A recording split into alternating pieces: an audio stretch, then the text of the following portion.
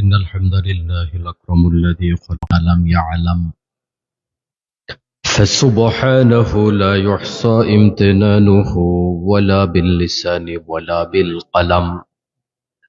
نشهد أن لا إله إلا الله وأن محمدا عبده ورسوله الذي أرسله بالحق بشيرا ونذيرا وداعيا إلى الله بإذنه وسراجا منيرا. فقد قال الله تعالى في كلامه المجيد والفرقان الحميد. সবাই আমার সাথে পড়ুন আউযু বিল্লাহি মিনাশ শাইতানির রাজিম।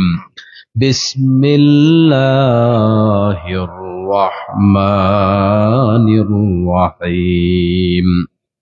وقارون وفرعون وهامان ولقد جاءهم موسى بالبينات فاستكبروا في الأرض وما كانوا سابقين.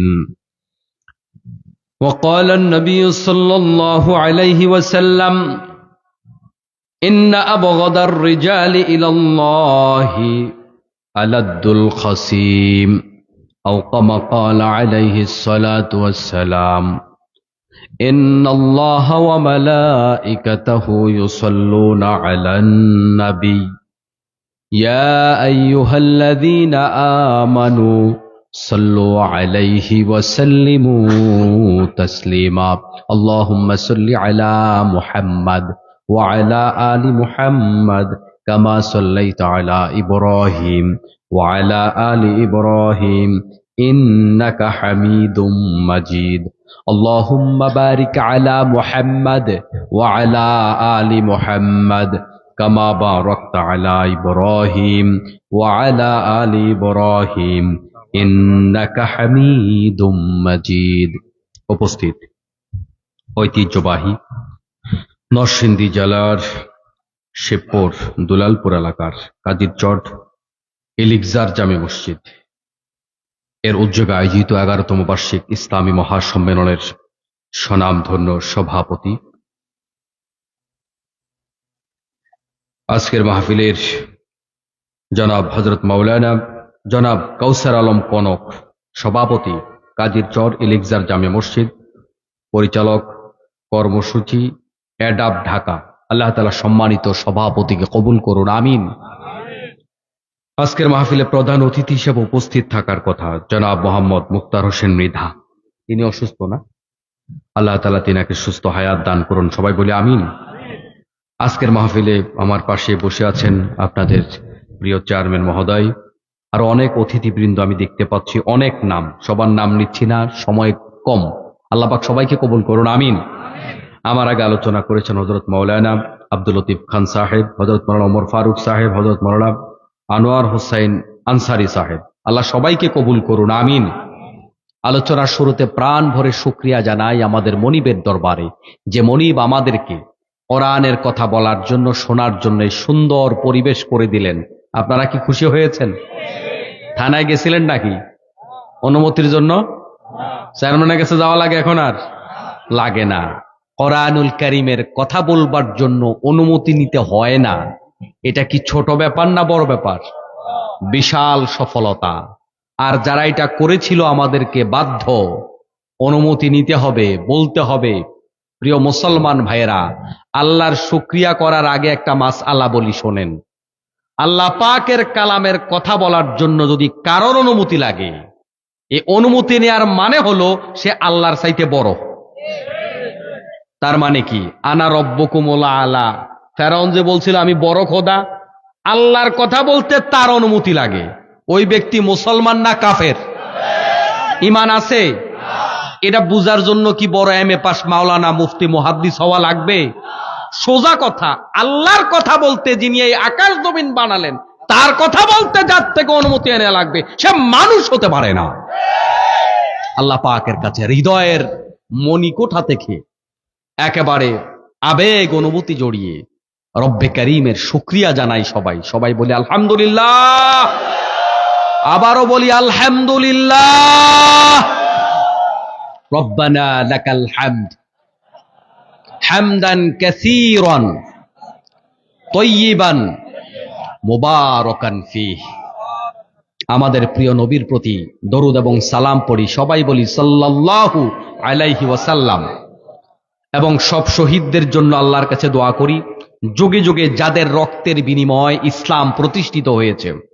2024 সালের এই প্রেক্ষাপটে, এই জুলাই বিপ্লবে যারা তাদের বুকের তাজা রক্ত ঢেলে দিয়ে আমাদেরকে নতুন স্বাধীনতা এনে দিয়েছেন, তাদের জন্য দোয়া করা দরকার আছে কি? আমরা সবাই তাদের জন্য দোয়া করি। আল্লাহ তাআলা ওই সোনামণিদেরকে, ওই তরুণদেরকে, ওই যুবকদেরকে, ওই শিশুদেরকে তুমি জান্নাতের উচ্চ মাকাম দিয়ে দাও। সবাই বলে আমিন। আমার মুসলমান ভাইরা, আমি আপনাদের সম্মুখে কোরআনুল কারীমের সূরা আনকাবুতের একখানা আয়াতে কারিমা তিলাওয়াত করেছি। বিশ্বনবীর অগণিত হাদিস থেকে একখানা হাদিসে নববী আমি আপনাদের সম্মুখে উপস্থাপন করেছি। কোরআনুল কারীমের সূরা আনকাবুতের 39 নম্বর আয়াত আমি আপনাদের সামনে তেলাওয়াত করেছি। কোন সূরা বলেন তো? পেছনের ভাইরা বললেন না কোন সূরা? না, সবাই বলতে হবে কোন সূরা? আনকাবুত। আনকাবুত মানে হলো মাকড়সা। আনকাবুত মানে কি? স্পাইডার, মাকড়সা। এই মাকড়সা একটা বাড়ি বানায়, একটা ঘর বানায়। এই ঘরটা মোটামুটি 50 তলা ফাউন্ডেশনের। কেমন? এটা ভাঙার জন্য কামান লাগে? পানির একটা ফোঁটা পড়লেই শেষ, একটু ফুঁক দিলেই শেষ। আর আল্লাহ তাআলা এই যে মাকড়সা ঘর বানায়, এই সাইন, এই নিদর্শনটাকে সামনে এনে আল্লাহ তাআলা এই সূরার নামকরণ করলেন মাকড়সা নামের সূরা। সুবহানাল্লাহ বলেন। নামকরণ করছে কে? আপনাদের মেম্বার সাহেব নাকি আল্লাহ নামকরণ করছে? আল্লাহ তাআলা নামকরণ করেছে। আল্লাহ কিভাবে নামকরণ করেছে, কেন নামকরণ করেছে শুনুন। আল্লাহ তাআলা বলছেন মাসালুল্লাযী নাত্তাখাযু মিন দুনিল্লাহি আউলিয়া কামাসালিল আনকাবুত। তাদের উপমা হলো এরকম, যারা আল্লাহ ছাড়া অন্য মাবুদদের উপর ভরসা করেছে, আল্লাহ ছাড়া অন্যদেরকে বড় মনে করেছে, আর ভেবে নিয়েছে এমন নেতাকে আমি ধরেছি, আমারে আর ঠেকায় কে, আমার উপরে মামু আছে, খালু আছে, চাচা আছে। এরকম যারা অমক তমকের উপর ভরসা করেছে, আল্লাহ তাআলা তাদের ব্যাপারে বলছেন মাসালুল্লাযীনা ইত্তাখাযু মিন দুনিল্লাহি আউলিয়া। আল্লাহ ছাড়া যারা ওদেরকে অভিভাবক মনে করেছে, এরকম অভিভাবক মনে করবার মানুষ আমাদের সমাজেও আছে নাকি নাই? আল্লাহ বলে তারা যে ভরসা করছে তাদের ভরসাটা কত মজবুত শোনো। কামাসালিল আনকাবুত, তাদের ভরসা হলো ওই মাকড়সার ঘরের মতো, মাকড়সার জালের মতো। মাকড়সার জালটা যত মজবুত, তাদের ভরসাটা হলো তত মজবুত। তার মানে এটা যে কোনো সময় খসে পড়ার সম্ভাবনা আছে নাকি নাই? ইত্তাখাযাত বাইতান ওয়া ইন্না আওহানাল বুয়ুতি লাবাইতুল আনকাবুত লাউ কানু ইয়ালামুন। আল্লাহ তাআলা বলেন সে নিজের একটি ঘর তৈরি করে, এবং সব ঘরের চেয়ে বেশি দুর্বল ঘর হলো মাকড়সার ঘর। হায়, এরা যদি জানতো তারা যার উপর ভরসা করেছে ওদের ভরসার অবস্থা যে মাকড়সার জালের মতো। আল্লাহ তাআলা বলেন হায় হায়, এরা যদি এই কথাটা জানতো। তারা মনে করছে এমন ভরসা করার করছি, আমাদের পাশের দেশ আমাদের মাথার উপরে আছে, 41 সাল পর্যন্ত আঙ্গরে আর ঠেকায় কে? প্রিয় মুসলমান ভাইয়েরা, অনেকে মনে কষ্ট পেতে পারেন হুজুর 41 সালের কথা কোরআন শরীফে আছে নাকি? ও মুসলমান ভাইয়ের, 41 সালের কথা কোরআন শরীফে নাই। এটা ভেবেও অনেকে মনে করে হুজুর পলিটিক্যাল বক্তব্য দিচ্ছে। ও মুসলমান ভাইরা, মনে রাখবেন, আপনার ঘরে সকাল থেকে রাত পর্যন্ত যা কিছু হয়, আপনার গ্রামে যা কিছু হয়, আপনার দেশে যা কিছু হয়, বৃদ্ধকাল, শিশুকাল, যৌবনকাল, প্রত্যেকটা ব্যক্তির শুরু থেকে জীবনের শেষ পর্যন্ত, দেশের একেবারে পাকঘর থেকে সংসদ ভবন পর্যন্ত প্রত্যেকটা বিষয়ের আইডিয়া কোরআনুল কারীমের মধ্যে আছে। সুবহানাল্লাহ। সরাসরি আপনার গ্রামের কথা কোরআন শরীফে নাই, তো গাজার কথাও তো কোরআন শরীফে নাই। কালকের থেকে গাজা খাইয়েন, খাওয়া যাইবনি? তো গাজার কথা তো নাই। আমাদের বাংলাদেশে প্রচলিত যে মদগুলো আছে, ইয়াবা, ওই ইয়াবার কথা কোরআন শরীফে নাই। ফেন্সিডিলের কথা কোরআন শরীফে নাই। বিড়ির কথা কোরআন শরীফে নাই। বাবার কথা কোরআন শরীফে নাই। এগুলা খাওয়া যাবে? তাহলে কি আছে কোরআন শরীফে? কোরআনুল কারীম হলো একটা আয়াতের কিতাব। আয়াত মানে কেবল বাক্য নয়, আয়াত মানে সাইন, SIGN, নট সায়েন্স। আয়াত মানে বিজ্ঞান নয়, আয়াত মানে সাইন, মানে নিদর্শন। এক একটা শব্দের মধ্যে আল্লাহ তাআলা জ্ঞান বিজ্ঞানের এক একটা মহাসমুদ্র সন্নিবেশিত করে দিয়েছেন। সুবহানাল্লাহ। এজন্য আমার মুসলমান ভাইয়েরা, আপনার গ্রামের কথা নাই, আপনার নাম নাই, এ কথা সত্য। তবে সবার কথাগুলোকে আল্লাহ তাআলা ইশারা ইঙ্গিতে, আয়াতের মাধ্যমে, নিদর্শনের মাধ্যমে, চিহ্নের মাধ্যমে আপনাকে আমাকে আল্লাহ রাব্বুল আলামিন এই কোরআনুল কারীমের ভেতরে মেনশন করেছেন, ঠিক কিনা? সামান্য সাউন্ড আবার ভিতরে। আমার মুসলমান ভাইয়েরা, তাহলে আল্লাহ রাব্বুল আলামিন বলছেন, তোমরা যারা আমি ছাড়া অন্যের উপর ভরসা করো, এই সব ভরসাগুলা ভুয়া ভরসা। এগুলার উপর ভরসা করে লাভ নাই। কার উপর ভরসা করবা? কত বড় নেতার উপরে ভরসা করবা? 10 বার টয়লেটে গেলে এরপরে নেতারে আর বিছনার থেকে উঠানো যায় না। এজন্য আন্নাল কুওয়াতা লিল্লাহি জামিআ, সব ক্ষমতার উৎস কে? আরো একটু হৃদয় থেকে ভালোবাসা দিয়া বলেন, কে? আল্লাহ তাআলা সব ক্ষমতার উৎস, এটা মাথায় রাখবেন। এই সূরা আনকাবুত আপনাকে আমাকে বুঝায় আমরা কত দুর্বল, কত দুর্বল। শক্তি কেবল আল্লাহর।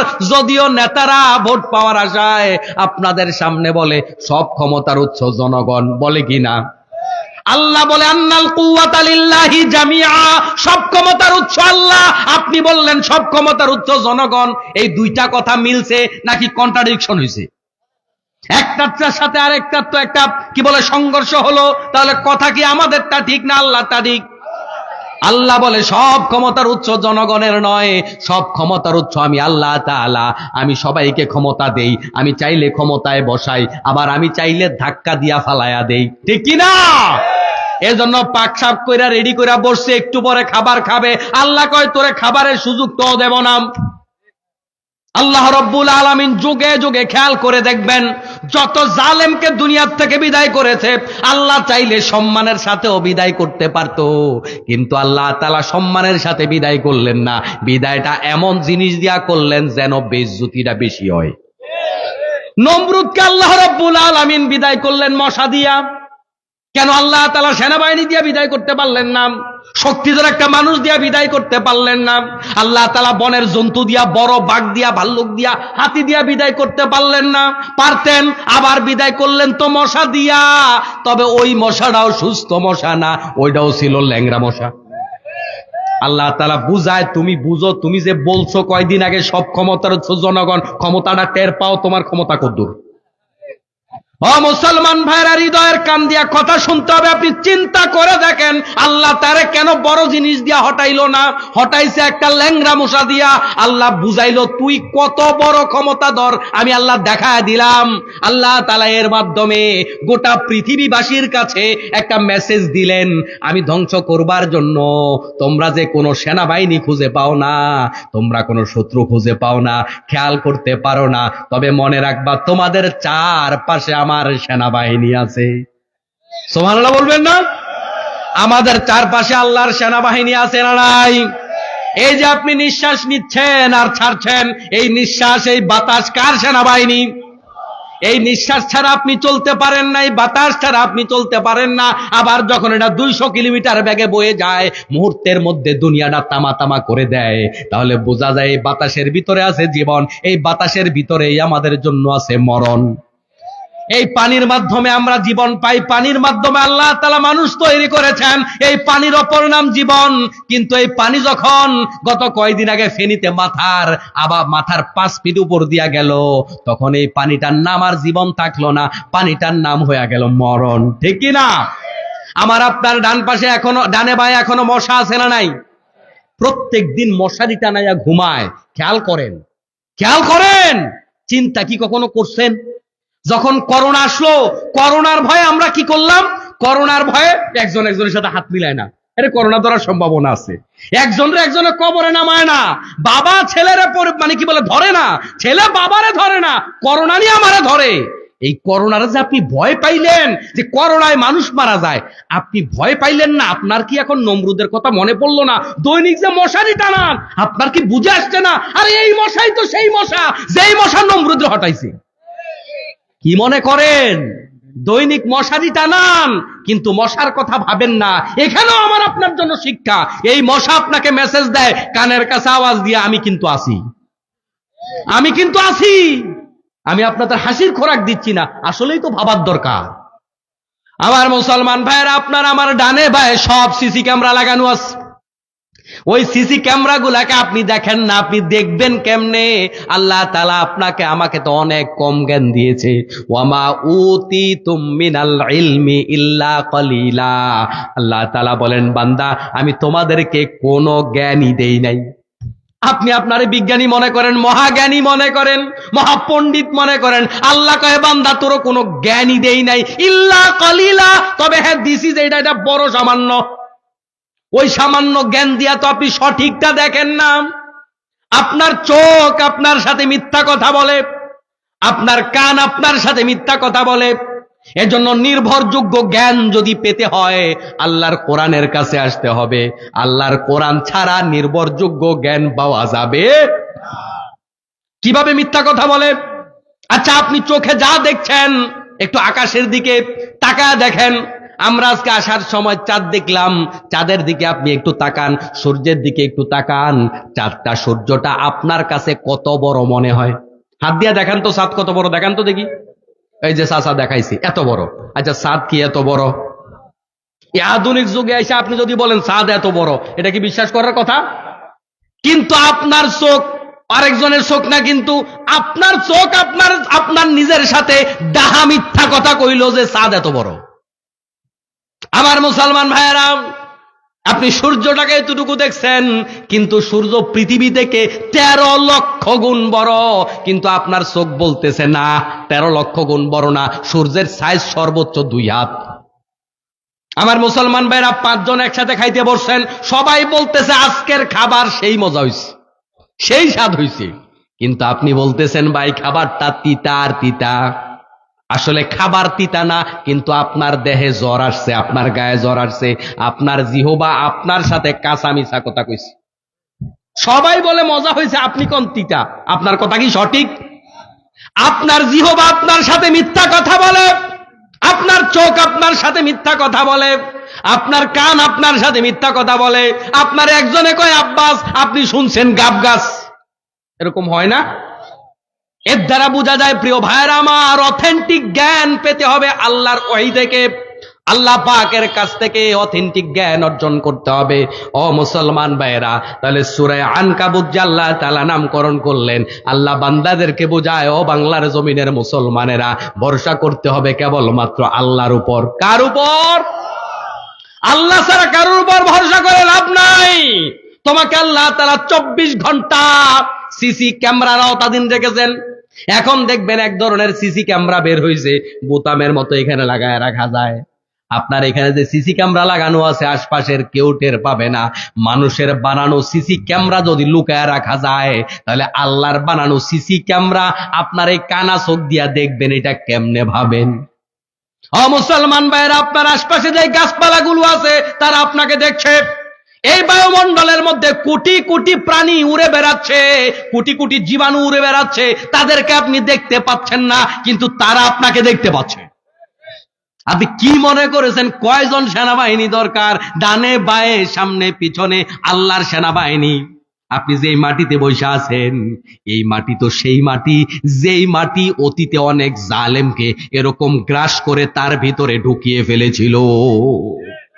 কিন্তু আপনি মাটির উপর সারাদিন হাঁটেন, চিন্তাও করেন না সেনাবাহিনীর উপর দিয়ে আপনি হাঁটতেছেন।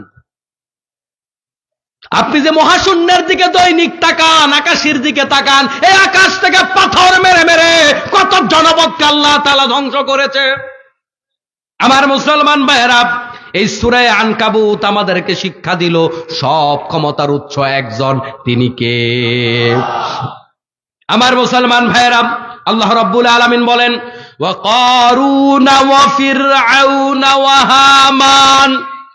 কারুন, ফিরআউন এবং হামান, আল্লাহ তাআলা তিনজন লোকের নাম বললেন। এরা মস্ত বড় আল্লাহর ওলি নাকি ডাকাত?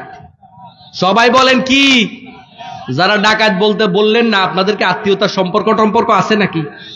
বলেন এরা কি ডাকাত, সন্ত্রাসী? আল্লাহ তাআলা বললেন ওয়া কারুন ওয়া ফিরআউন ওয়া হামান। কারুন, ফিরআউন এবং হামান তিন ক্যাটাগরির মানুষ। একজন হইল টাকাওয়ালা, পয়সাওয়ালা, শিল্পপতি। ইসলামের 12টা বাজাবার জন্য এই জিনিসটা 1 নম্বরে দরকার। 2 নাম্বার হলো ফেরাউন, জালেম শাসক। শাসকের চেয়ারে যদি জালেম বসে, এই জালেম একজনই ইসলামের যেই পরিমাণ 12টা বাজাইতে পারে, আপনার মতো হাজার কোটি পাবলিক ইসলামের তত ক্ষতি করতে পারবেন না। 2 নাম্বারে বলছে তার নাম। আর এই জালেম যেই ঠেলার মাধ্যমে বসে থাকে, যেই বন্দুকের ঠেলায় বসে, ওই বন্দুকওয়ালা হইল সেনাবাহিনী। 3 নাম্বার আল্লাহ পাক বললেন সেনাবাহিনী প্রধানের নাম। এই 3 সন্ত্রাসী, এই 3 জন মিল্লা একটা দেশের ইসলামের 12টা বাজায়, ঠিক কিনা? বাংলাদেশেও মনে হয় এর বাইরে তেমন কিছু ঘটে নাই। ওই এক দরবেশ বাবা বাংলাদেশের সম্পদ অর্ধেক নিয়ে গেছে বিদেশ, ঠিক কিনা বলেন? আজকে দ্রব্যমূল্যের ঊর্ধ্বগতি, দেশের মানুষ কষ্টে আছে, দেশের মানুষ কি বলে যে অভুক্ত আছে। এগুলার জন্য আপনাদের মতো পাবলিক দায়ী নয়, এগুলার জন্য আপনাদের মতো সাধারণ শিক্ষিত লোক দায়ী নয়, এগুলার জন্য রিকশাওয়ালা, ঠেলাওয়ালা দায়ী নয়, এগুলার জন্য শিক্ষিত MA pass, degree pass, masters pass যারা আছে, তারা একটা কলমের খোঁচার মাধ্যমে এদেশের হাজার হাজার কোটি টাকা ওই সুইস ব্যাংকে পাচার করেছে, ঠিক কিনা? তাদের কারণে আজকে বাংলাদেশের এই করুণ অবস্থা। আল্লাহ তাআলা 1 নম্বরে বললেন টাকাওয়ালার কথা।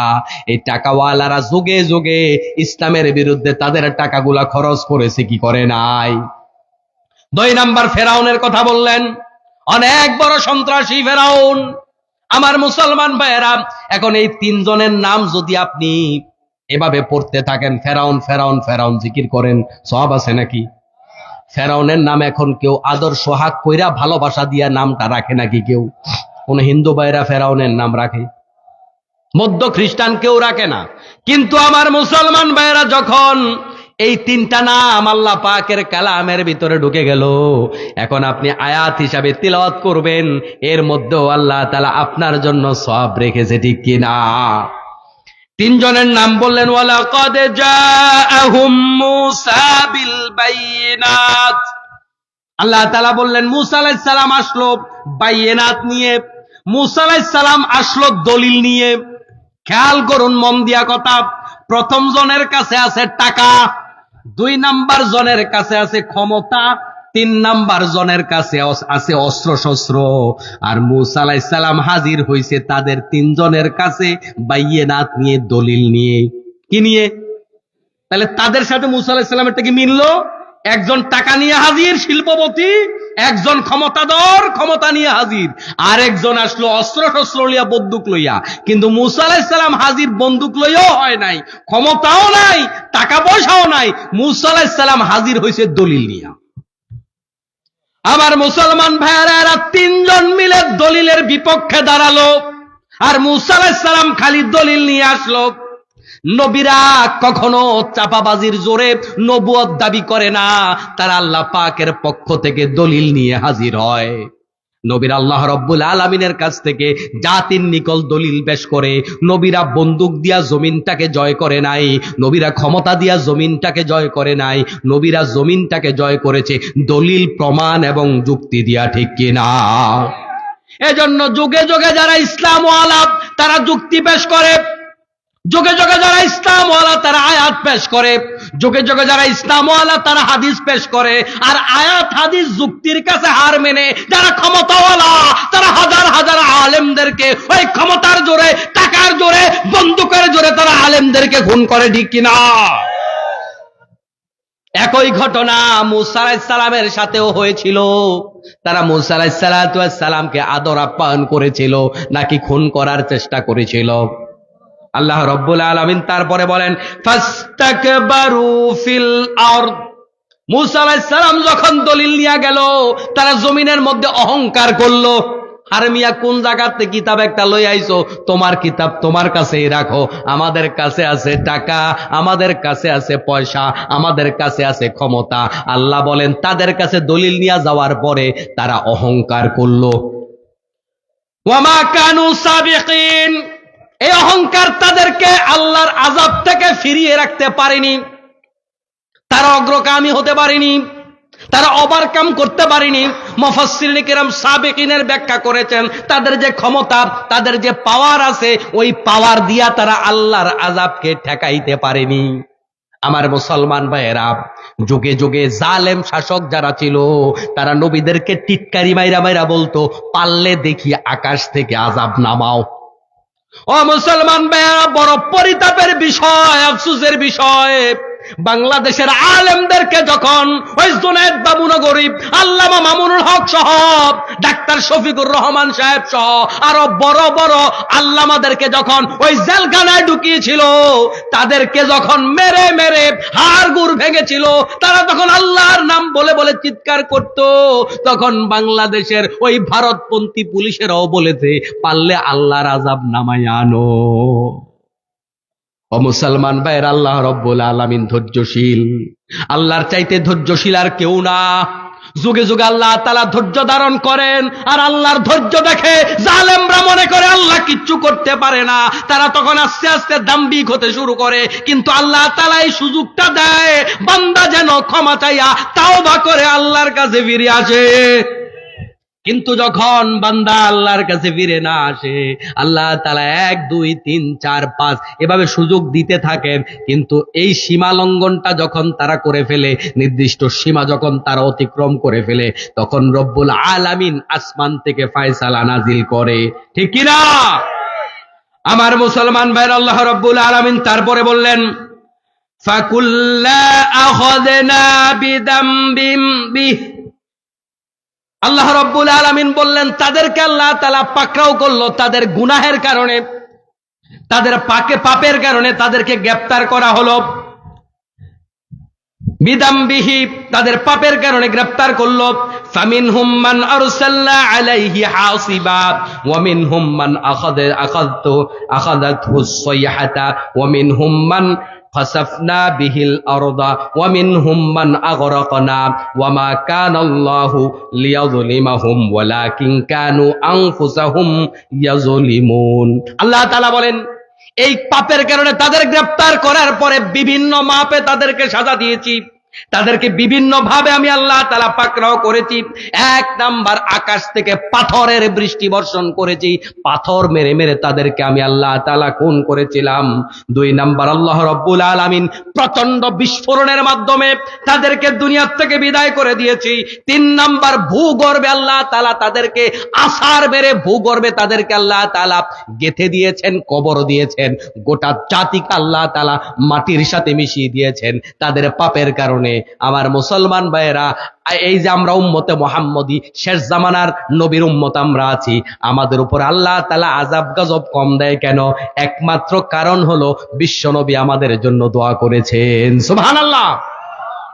আমার মুসলমান ভাইয়েরা, এরপর আল্লাহ রাব্বুল আলামিন বলেন ইন্নাল্লাহা ইয়ালামু মা ইয়াদউনা মিন দুনিহি মিন শাই ওয়া হুয়াল আজিজুল হাকীম।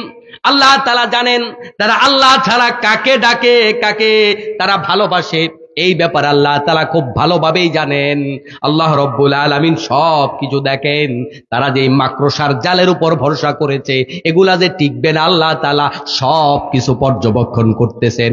আমার মুসলমান ভাইয়েরা, এই আয়াতগুলা কি 2, 4, 5 হাজার বছর আগের জন্য, নাকি বর্তমান পৃথিবীতে আমরা যারা আছি তাদের জন্য? কোরআনুল কারীমের প্রত্যেকটা আয়াত আধুনিক। সবগুলো আয়াতকে আল্লাহ তাআলা আমাদের জন্য শিক্ষণীয় হিসাবে বানিয়েছেন। আমাকে বিষয় দেওয়া হয়েছে জুলুমের ব্যাপারে। এই পৃথিবীতে শুরু থেকে শুরু করে এই পর্যন্ত যুগে যুগে জুলুম আছে না নাই? আমরা বুঝি জুলুম মানে অত্যাচার, জুলুম মানে অন্ধকার, কিন্তু জুলুমের সংজ্ঞা হলো কোন জিনিস যেই জায়গায় থাকার কথা ওই জায়গায় না রেখে এটাকে অন্য জায়গায় রাখা, এটার নাম হলো জুলুম। মনোযোগিতা আছে আপনাদের? অল্প সময় কথা বলবো, শুনবেন তো ইনশাআল্লাহ?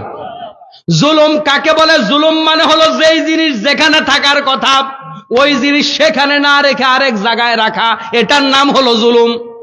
টুপি থাকার কথা মাথায়, ওইটারে যদি কেউ পায়ে দেয় এটা জুলুম। জুতা থাকার কথা পায়ে, এটাকে কেউ যদি মাথায় দেয় এটাও হয়ে যায় জুলুম।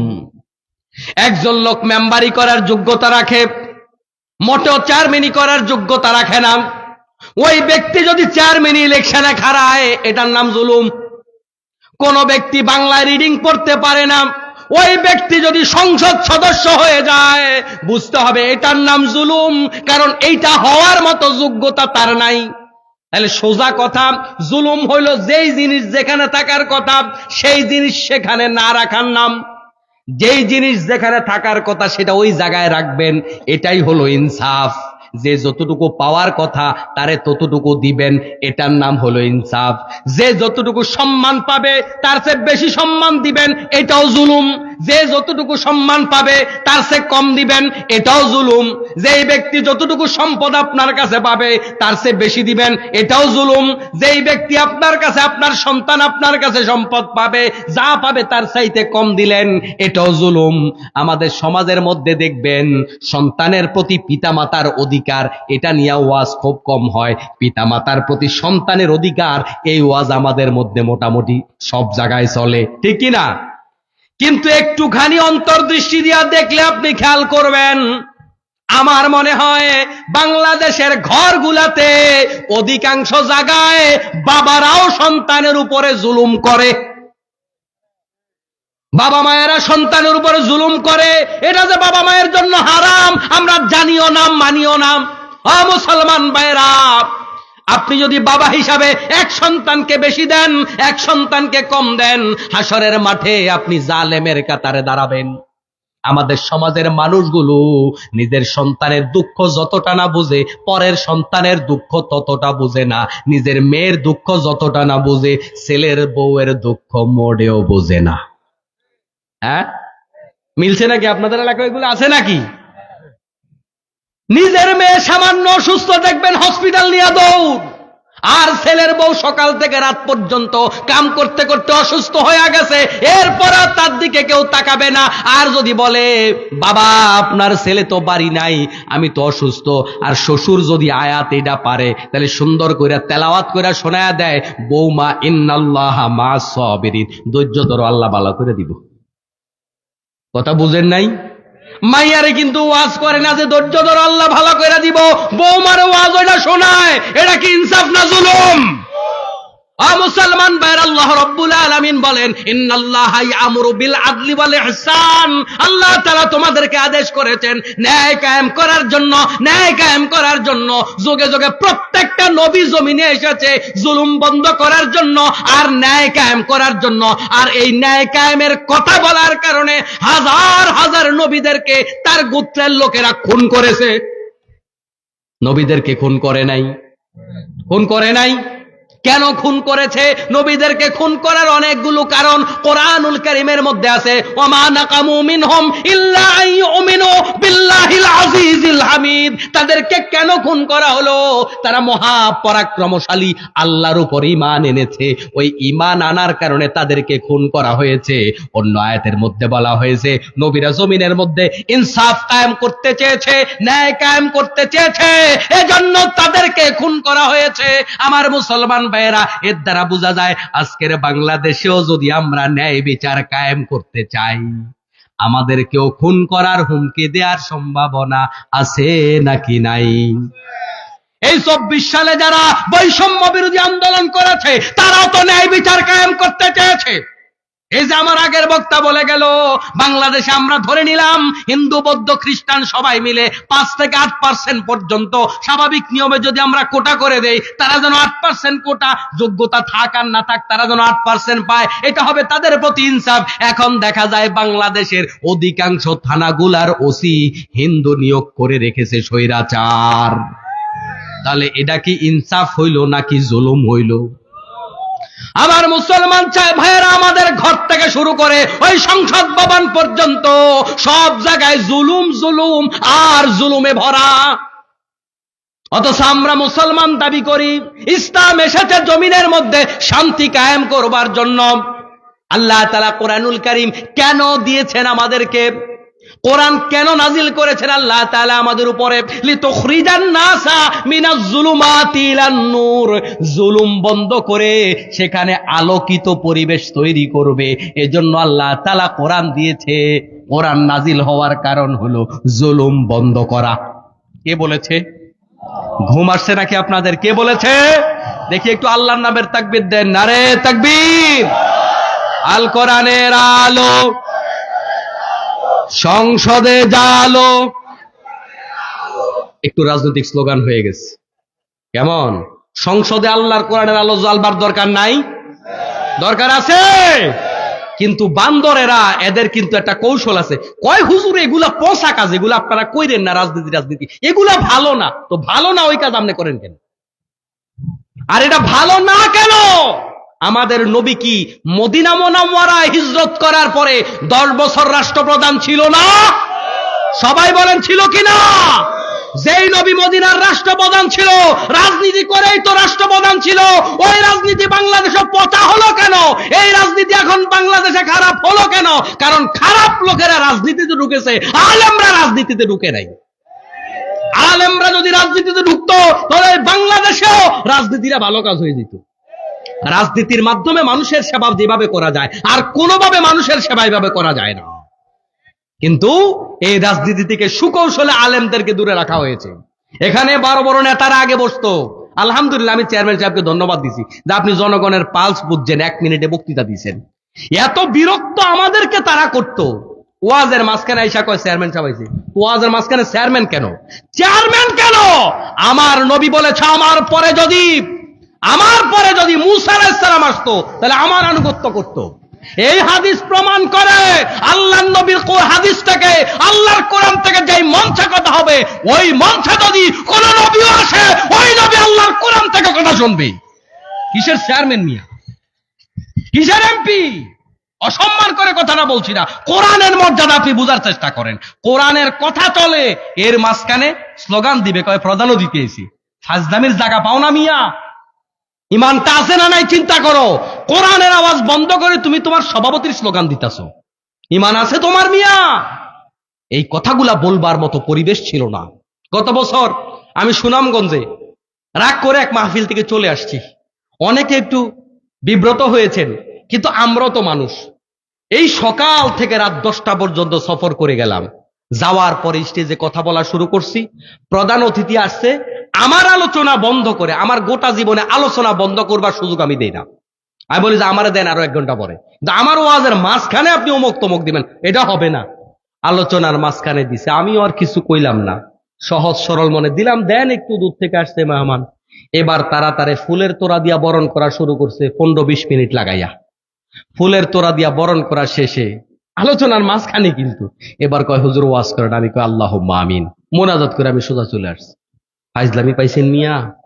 আপনি কি মনে করেন এই 200-300 কিলোমিটার পাড়ি দিয়া জীবনের ঝুঁকি নিয়া আমাদের বউ বাচ্চা আছে, আমাদের প্রতিষ্ঠান আছে, আমাদের ব্যবসা বাণিজ্য আছে, এই সবগুলা ফালাইয়া খালি আপনার কাছে কয়টা টাকার জন্য আসছি? কোরআনের কথা বলবার জন্য আসছি, জীবনের ঝুঁকি নিয়ে আসছি। আর আপনি এটার একটা রাজনৈতিক মঞ্চ বানাইছেন। হুজুর একটু রাজনৈতিক কথা কইলে কয় হুজুর রাজনৈতিক আলাপ করবেন না। তো হুজুর রাজনৈতিক আলাপ করবেন না, আপনি যে ভোট চাইলেন, আপনি একটু আগে ভোট চাইলেন কেন? কোরআনের মঞ্চে যদি ওইটা বলাই না যায় তাহলে আপনি বললেন কেন? আপনি বাংলাদেশের নাগরিক, ট্যাক্স ব্যাট দেন, যারা কোরআনের কথা বলে তারা ট্যাক্স ব্যাট দেয় না। শক্ত আওয়াজ হয়ে গেছে কেমন? রাগ করছেন আপনারা? আরে ভাই, আল হাক্কু মুররুন, সত্য দিয়ে একটু তিতাই হয়। মিডা ওয়াজ আমার দোকানে একটু কম আছে ভাই, কথা বুঝতে পারছেন? আমার দোকানে মিডা ওয়াজ কম আছে। শোনেন, মিঠা ওয়াজের ভিতরে ঝামেলা আছে, তিতা ওয়াজের মধ্যে ঝামেলা কম। আপনার ডায়াবেটিস হোক, আপনার প্রেসার হাই হোক, আপনার যত রোগ হোক, কিডনির রোগ হোক, আচ্ছা এই পর্যন্ত জীবনে শুনছেন ডাক্তারের কাছে যাওয়ার পরে ডাক্তার বাবু বলছে ভাই আপনি করলা খাইয়েন না? শুনছেন? কত কিছু বাদ দেয়, করলা বাদ দেয় না। মানে তিতাটা সব জায়গায় এলাও। তিতাটা ক্ষতিকর না, এটা স্বাস্থ্যের জন্য ভালো, এটা ইসলামের জন্য ভালো, দিনের জন্য ভালো। এই 16টা বছর এই দিনটা এত দীর্ঘ হতো না প্রতিটা আলেম যদি জীবনের ঝুঁকি নিয়ে তিতা কথা বলতো। যারা তিতা কথা বলেছে তারা রিমান্ডে গিয়েছে, আয়না ঘরে গিয়েছে, আর বাকি ম্যাক্সিমাম আলেম ওদেরকে পা চেটে চেটে 16 বছর পার করেছে। এজন্য আমাদের অন্ধকারটা 16 বছরের মতো লম্বা হয়েছে। কিন্তু আমরা তিতা যদি বেশি করে বলতে পারতাম, কয়জন ইমামের চাকরি খাইবা? মসজিদে ইমাম একটু হক কথা বলে, চাকরি নাই। মসজিদের মধ্যে একটু হক কথা বলে, হুজুর মাইক রেখে দেন। এভাবে জুলুম হয় নাই? কিন্তু প্রতিটা ইমাম যদি সত্য কথা বলতো, ইমাম কয়জন বদলাইবা? ইমামতি করার যোগ্যতা তোমাদের আছে নাকি? ইমামের ভুল ধরতেই না আসে, আলহামদুলিল্লাহ জিজ্ঞেস করেন, দেখবেন A+ সহিত ফেল করব। ওযু ভাঙবে না, খালি গোসল ফরজ হওয়ার সম্ভাবনা আছে। কিন্তু ইমামের উপর এদের মাথাব্বরি আছে না নাই? প্রিয় ভাইয়েরা, হাসির খোরাক নয়, এগুলো আসলে হৃদয়ের কথা। আল্লাহ তাআলা আমাদের সবাইকে মুত্তাকি বানিয়ে দাও, সবাই বলে আমিন। আমার মুসলমান ভাইয়েরা, বলছিলাম জুলুম বন্ধ করার জন্য আল্লাহ তাআলা কোরআন দিয়েছে, লিতুখরিজান নাসা মিনাজ জুলুমাতি ইলান নূর। মানুষগুলাকে যে জুলুমের ভিতরে মানুষগুলা পড়ে আছে তাদের উপর সুদ চাপিয়ে দেওয়া হয়েছে। আমাদের উপর এখন সুদ চাপায় দেওয়া হয়েছে নাকি হয় নাই? আমার সামনে যারা বসে আছেন টুপিওয়ালা মোমেনরা, আপনারা কে বলতে পারবেন হুজুর আমি সুদ খাই না? কে বলতে পারবেন? আমার মনে হয় আমিও পারবো না। চাচা হাত তুলছেন, ধন্যবাদ। এবার হাত নামান, বাকিটা কইতেছি। এই যে আমার চাচা হাত তুলল, খেয়াল করে দেখেন, এই যে মাহফিলে আপনি আসলেন, আমাদের দেশীয় অর্থ ব্যবস্থাটা সুদভিত্তিক হওয়ার কারণে এই সুদের মাধ্যমে সুদী পন্থায় আমাদের দেশের আয় হয়, এই তরিকায় আমাদের দেশের ব্যয় হয়, যে কারণে আমাদের রাস্তাটা যে করছে ওই রাস্তাটার ভিতরেও সুদের টাকা আছে। এখন আমি প্রধান অতিথি, প্রধান মুফাসসির আপনাদের কাছে আসছি, আসার সময় পাও কি কাঁধে নিয়ে আইছি না রাস্তা দিয়ে হাঁটতে আইছি? তাইলে এবার বলেন, আমার গায়ের ভিতরেও সুদের টাকা ঢুকছে নাকি ঢুকে নাই? মুসলমান ভাইরা, হাসির খোরাক দিচ্ছি না। আল্লাহ তাআলা যদি প্রশ্ন করে, ও বাংলার মুসলমানেরা, গোটা বাংলাদেশে তোমরা সবাই মুসলমান ছিলা, সব প্রধানমন্ত্রী মুসলমান, সব রাষ্ট্রপতি মুসলমান, এই বাংলাদেশে সুদভিত্তিক অর্থনীতি কেন চালাইলা? এই বাংলাদেশের সব মানুষকে আল্লাহ তাআলা যদি জাহান্নামে ঢুকায়, ওখানে কি প্রতিবাদ করার সুযোগ আছে নাকি? এটা কি সচিবালয় ঘেরাও করার মতো জিনিস পাইছেন যে আল্লাহর আদালত ঘেরাও করবেন? এরকম ঘেরাও করবার কোন সুযোগ আছে নাকি? আপনারা মনে করতেছেন হুজুর এত মানুষের আল্লাহ জাহান্নামে দিবে? আপনি কাল্পনিক ওয়াজ করেন না। ও মুসলমান ভাইরা, কাল্পনিক ওয়াজ নয়। যেদিন আল্লাহ রাব্বুল আলামিন কাহ্হার হবেন, সেদিন আল্লাহ রাব্বুল আলামিন এত কঠিন হবেন, এত শক্ত হবেন, আল্লাহ তাআলা এত রাগ আল্লাহ পাকের সেদিন হবে, কোন নবী পর্যন্ত আল্লাহর দিকে তাকাবার সাহস করবে না। প্রত্যেকটা নবী মাথাটা নিচের দিকে দিয়ে রাখবে, মাথা উপরের দিকে সাহস করবে না, চোখের মধ্যে হাত দিয়ে রাখবে, আল্লাহর চেহারার দিকে তাকাবে না। এত বেশি ভয়ানক, এত বেশি ভয়ানক পরিবেশ সেদিন তৈরি হবে। সেদিন এমন নবী আল্লাহর জান্নাতে ঢুকবে যাদের সাথে একজন উম্মত নাই, যাদের সাথে উম্মতের সংখ্যা 10 জন, উম্মতের সংখ্যা 5 জন, উম্মতের সংখ্যা 20 জন, তাইলে আপনি কেমনে মনে করেন যে বাংলাদেশের এত মানুষের আল্লাহ জাহান্নামে দিতে ডরাইব নাকি? ডরাবে নাকি আল্লাহ? এজন্য আমার মুসলমান ভাইয়েরা নিজের বিবেকটাকে প্রশ্ন করেন। আরে আমাদের চারপাশে যেভাবে সুদ সুদ আর সুদ, চারপাশে মদ মাদক ছেয়ে গেছে, দোকান পাটে একেবারে সিগারেটের চাইতে বেশি মদ পাওয়া যায়। হয়তো আপনি খান না, সেজন্য আপনি টের পান না। বাংলাদেশে এমন কোনো গলি নাই, এমন কোনো এলাকা নাই যেই জায়গায় এখন আর মাদক পাওয়া যায় না। আমার মুসলমান ভাইয়েরা, আপনার হৃদয়ে কখনো কি দাগ লেগেছে? হায় রে, আমি যে নামাজি, আমার এলাকায় যে মদ চলে, আল্লাহর কাছে কি জবাব দেব? আমি যে হাজী সাহেব, আমার এলাকায় যে গোটাটা সুদে ছেয়ে গেছে, কি জবাব আল্লাহর কাছে দিব? আমার গ্রামের মধ্যে যে জুলুম চলে, আমার গ্রামের প্রত্যেকটা বিবাহ শাদী হিন্দুদের বিবাহ শাদীর মতো হয়, কি জবাব আল্লাহর কাছে দিব? আমি তো এই গ্রামের সভাপতি। এরকম চিন্তা কোনোদিন আপনি করছেন? যদি না করে থাকেন বন্ধু, মনে রাখবেন, জান্নাতে কখনো একা একা যাওয়া যায় না। কু আনফুসিকুম ওয়া আহলিকুম নারা। তুমি নিজে বাঁচো, তোমার আহালকে বাঁচাও। তার মানে তুমি নিজে বাঁচো, তোমার গ্রামবাসীকে বাঁচাও। তুমি একা একা তাহাজ্জুদ নামাজ পড়ে জান্নাতে চলে যাবে, এটার কোনো সুযোগ নেই। তোমার আহালকে দিনের কথাগুলা বলতে হবে। আমার মুসলমান ভাইয়ের, আজকে আমাদের এই পরিবেশটা নষ্ট হয়েছে, এই জমিনের মধ্যে অশান্তি সৃষ্টি হয়েছে, জমিনের মধ্যে জুলুম জুলুম পরিবেশ। এটার জন্য অন্য কেউ দায়ী নয়, এটার জন্য দায়ী হলাম আমরা। কারা দায়ী?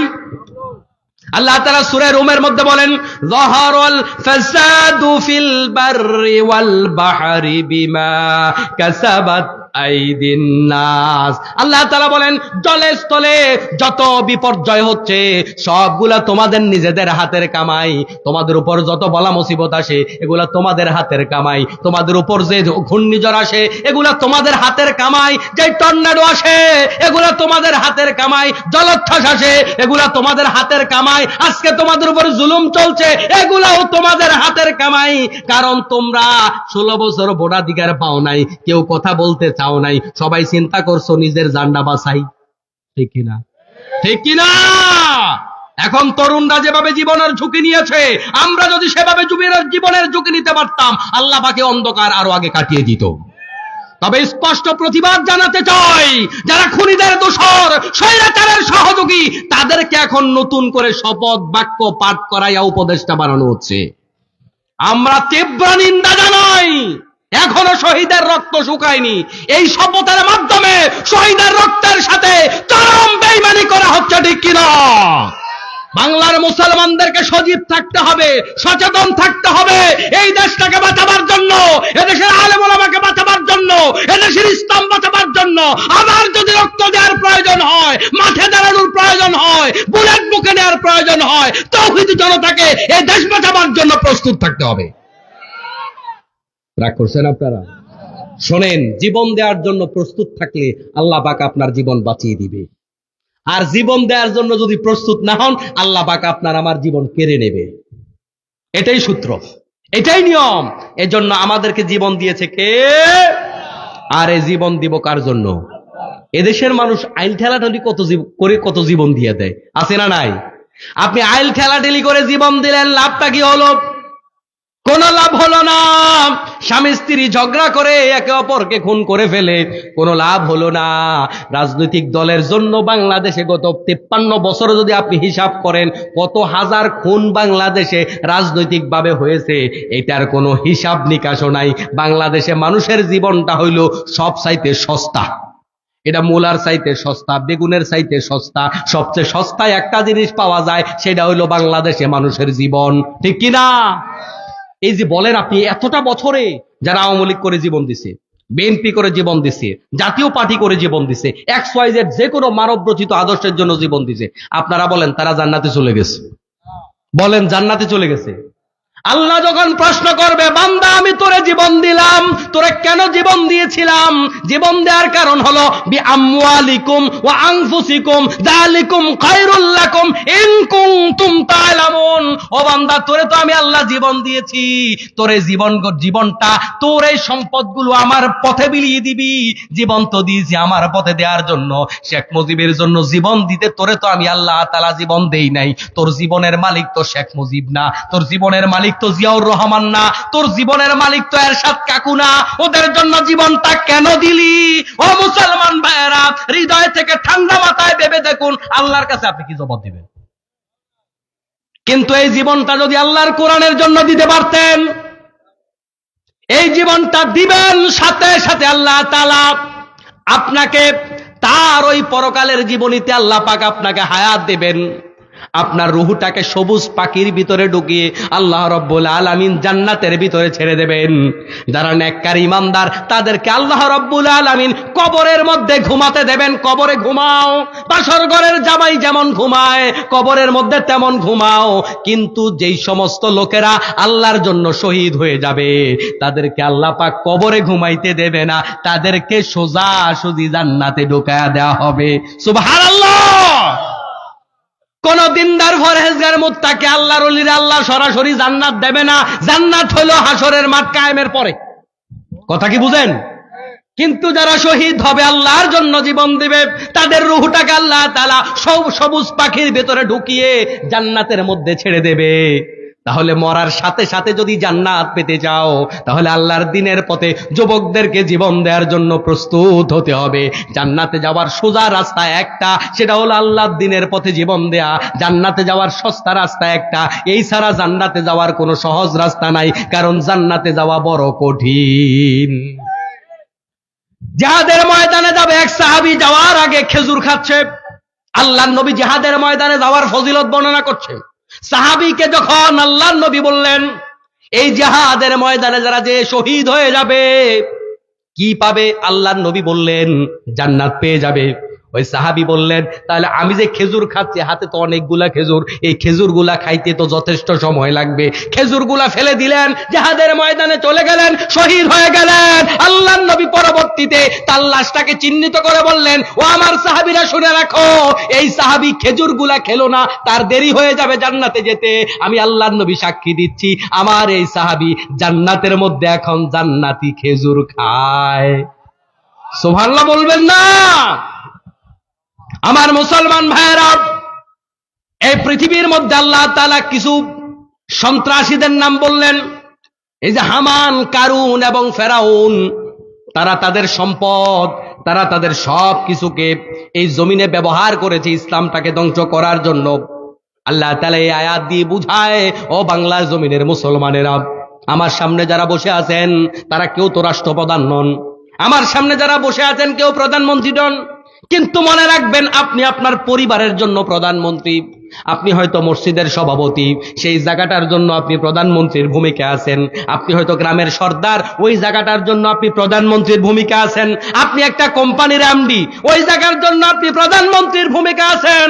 ওই জায়গায় যদি আপনার অধস্তন লোকদের উপরে আপনি জুলুম করেন, আল্লাহ রাব্বুল আলামিন হাসরের মাঠে আপনাকে এমন অন্ধকার করে উঠাবেন, আপনি কোনো জায়গা পাবেন না। বিশ্বনবী বলেন, আয-যুলমু যুলুমাতুন ইয়াউমাল কিয়ামা, হাসরের মাঠে জুলুম অন্ধকার হয়ে তার জন্য দেখা দেবে।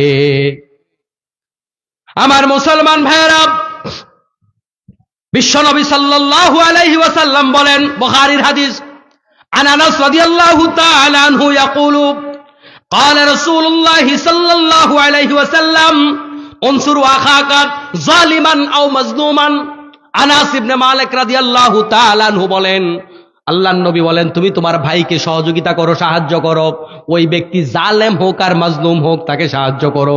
জালেম যদি হয় তাকে জুলুম করা থেকে বাঁচাও, আর মাজলুম যদি হয় সে যেন মাজলুম না হয় সেই জন্য তাকে সাহায্য করো। তাহলে জালেম হলেও সাহায্য করো, মাজলুম হলেও তাকে সাহায্য করো। জুলুমের সাথে মুসলমানদের কোনো সম্পর্ক নাই। মুসলমান মাজলুম হবে, তারপরেও কখনো জালেম হবে না।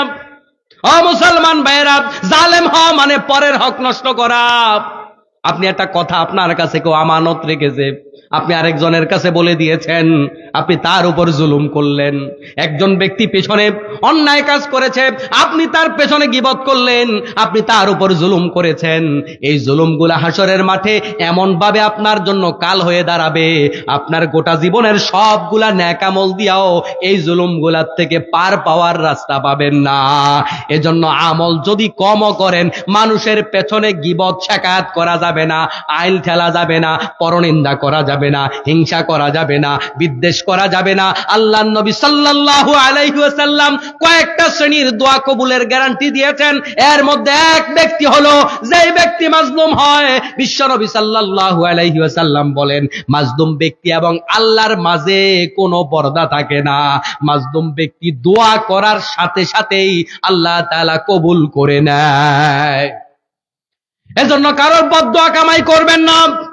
টাকাওয়ালা লোকেরা, বড় চারের লোকেরা, অধস্তন, গরিব, অসহায়, এদের উপর অনেক সময় জুলুম করে। যেমন রিকশাওয়ালার উপরে, ঠেলাওয়ালার উপরে, গরিব মানুষের উপরে 200 টাকার কাজ করাই 100 টাকা দেয়। অনেক কষ্ট করে কাজটা করেছে, কিন্তু আপনি অর্ধেক টাকা দিয়েছেন।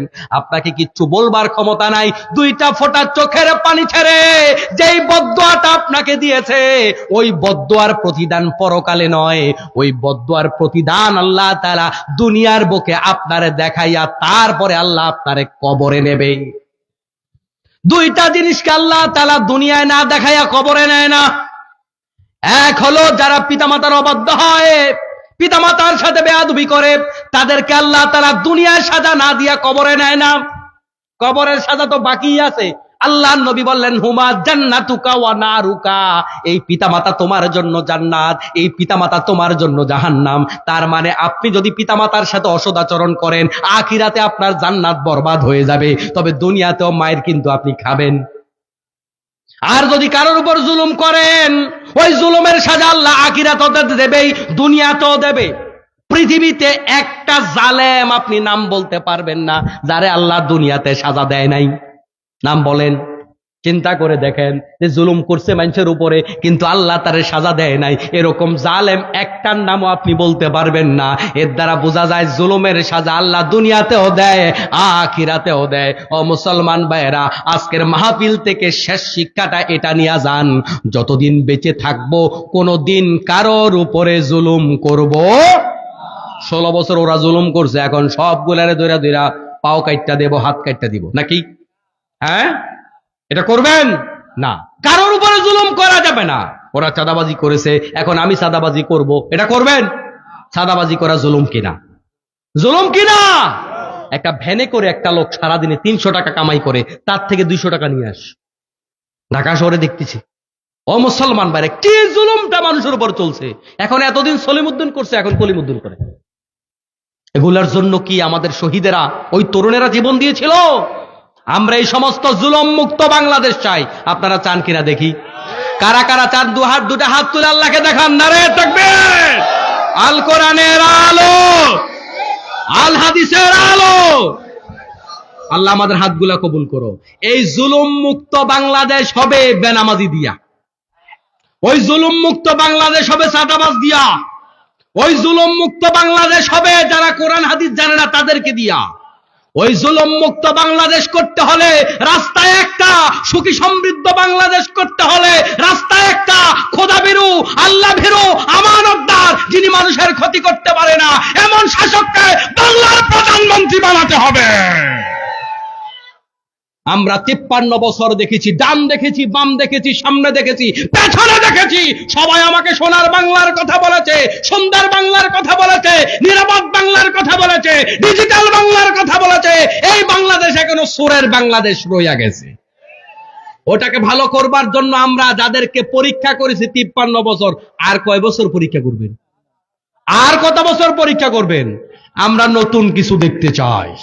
যারা আল্লাহকে ভয় পায়, নবীকে ভয় পায়, আল্লাহওয়ালা, নবীর সুন্নাত মেনে যারা চলবে, এরকম লোকদেরকে দিয়ে আমরা আগামীকালকের বাংলাদেশটা বানাতে চাই। আপনারা রাজি আছেন? এই জন্য জান দিয়ে প্রাণ দিয়ে খাটতে হবে। এতে করে আমাদের দেশটাও বাঁচবে, এদেশের ইসলামও বাঁচবে। না হয় দেশের ইসলামের বিরুদ্ধে যে চক্রান্ত এবং ষড়যন্ত্র চলছে, এদেশ থেকে ইসলামও মুছে যাবে, আর এই দেশটা একদিন ফিলিস্তিন হয়ে যাবে। আল্লাহ আমাদেরকে হেফাজত করুন, সবাই বলে আমিন। আমার মুসলমান ভাইরা, আপনারা বিরক্ত হয়েছেন, আমার আলোচনার ইতি টানতে চাই, কিন্তু এর আগে কেউ চলে যাবেন না তো? সুন্দর করে সবাই একটু বসেন তো, একটু নামাজের শুরুতে সবাই বসেন, সবাই নামাজের শুরুতে বসেন। এতক্ষণ পর্যন্ত যেই কথাগুলা বলেছি, সবার আগে আল্লাহ পাক আমাকে আর